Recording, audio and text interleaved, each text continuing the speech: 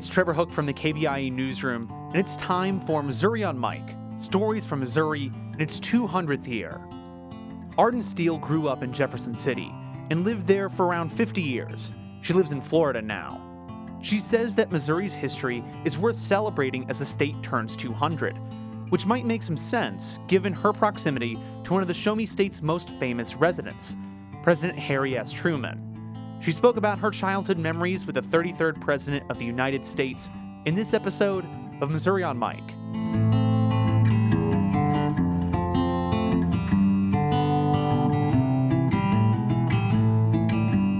Harry Truman and my dad were acquaintances through the American Legion.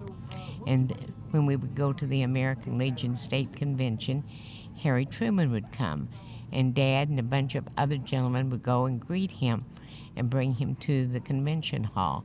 And I was probably about 10 years old at the time and would go with them. And then our church had an exchange minister with England. And during that time, Dad was supposed to entertain the minister one day. So he made arrangements to take the minister to Kansas City to the Truman Library and to meet Harry Truman. And Harry, like I said earlier, Dad and Harry Truman weren't best of friends, but they were acquaintances through the American Legion. And Harry Truman came out of his office to greet Dad and this minister, and my mother and the minister's wife and daughter was there. And Harry Truman looked at Dad and said, "Buell, you old four-eyed son of a gun, I'm glad to see you." And the minister and his wife, being from England, and their royalty are more reserved, couldn't get over that and talked about that for many years. Well, he had been president by the time I knew him. It was probably in late 50s. It was fun to be in his company. I was in his company one night when he played the piano, and that was a fun thing. We all stood and sang while he played.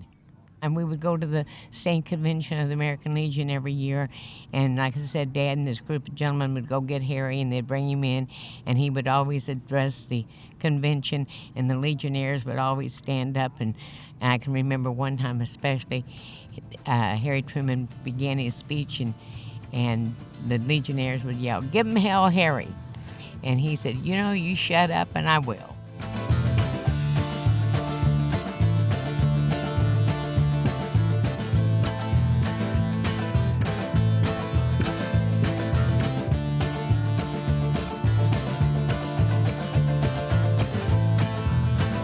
That was Arden Steele sharing a few stories of her and her father's interactions with former President Harry S. Truman.